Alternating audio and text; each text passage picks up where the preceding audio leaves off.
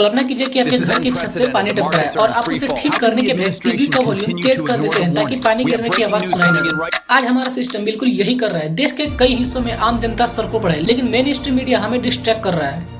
आज बात होगी सिस्टम की प्रशासनिक विफलता की, और सबसे अहम बात, आज हम सिर्फ सवाल नहीं उठाएंगे बल्कि यह भी डिकोड करेंगे कि इसका समाधान क्या है, आखिर सिस्टम और हमें क्या करना चाहिए। भावनाओं और शोर से दूर, जहां सिर्फ तथ्य, तर्क और जमीनी हकीकत की बात करते हैं। माइंड डायरीज में आपका स्वागत है। चलिए आज की केस फाइल खोलते हैं। महाराष्ट्र में ऐप बेस्ड कैब ड्राइवर्स और आदिवासी सड़कों पर है। अवैध बाइक की टैक्सी से लीगल ड्राइवर्स की आमदनी 35% तक नीचे गिर गई है। संविधान का अनुच्छेद 19 हमें अपना पेशा शांतिपूर्वक का अधिकार देता है। जब एक नागरिक टैक्स भरता है तो सिस्टम अवैध माफियाओं को क्यों नहीं रोकता? वहीं असम में भी जमीन और रिजर्व फॉरेस्ट को लेकर फैसले बंद कमरे में लिए जा रहे हैं और जमीन पर रहने वालों से कोई संवाद नहीं है।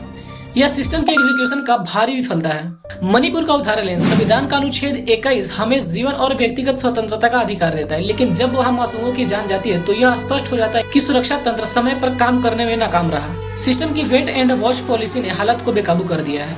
अब आते हैं सबसे जरूरी सवाल पर। यह सब हो तो गया, लेकिन अब इसका समाधान क्या है? सिस्टम को पटरी पर लाने के लिए क्या होना चाहिए? Instant D escalation. कमेटियां बनाकर समय बर्बाद करने के बजाय जो नीतियां जमीन पर विवाद पैदा कर रही है, जैसे आसाम में कॉर्पोरेट लैंड ट्रांसफर, उन पर तुरंत रोक लगनी चाहिए। जमीनी कार्रवाई। महाराष्ट्र जैसे मामलों में सिर्फ कागज पर बैन लगाना काफी नहीं है। प्रशासन को 48 घंटे का सख्त क्रैकडाउन करना चाहिए ताकि आम जनता का सिस्टम में विश्वास लौटे।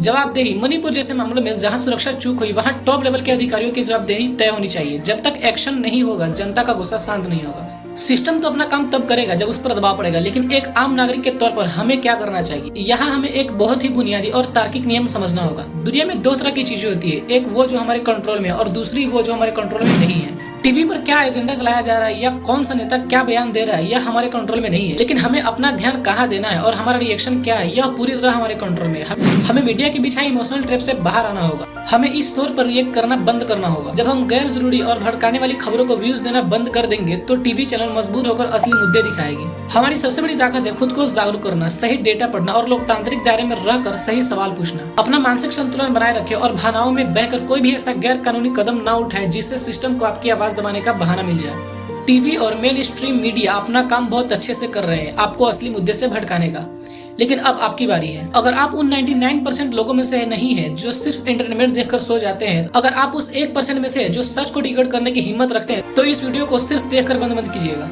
इसे कम से कम अपने एक ऐसे दोस्त या परिवार वालों को शेयर कीजिए जिसे यह सच्चाई जाननी चाहिए। इस वीडियो को लाइक करें, मेरे लिए नहीं बल्कि इसलिए ताकि यूट्यूब का एल्गोरिदम मजबूर हो जाए इस जमीनी हकीकत को और लोगों की स्क्रीन तक पहुंचाने के लिए। जब आप लाइक करते हो तो आप इस सिस्टम को चुनौती देते हो। और अगर आप इस सफर में मेरे साथ चलना चाहते हैं जहां हम भावनाओं और शोर को हटाकर सिर्फ तथ्यों पर बात करते हैं, तो माइंड डायरीज को सब्सक्राइब करके बेल आइकन जरूर दबाइए, क्योंकि यहाँ हमारा मकसद सिर्फ वीडियो बनाना नहीं है, हमारा मकसद जागरूक समाज बनाना है। मिलते हैं अगली केस फाइल में, तब तक अपना फोकस सही जगह रखें और सवाल पूछते रहें।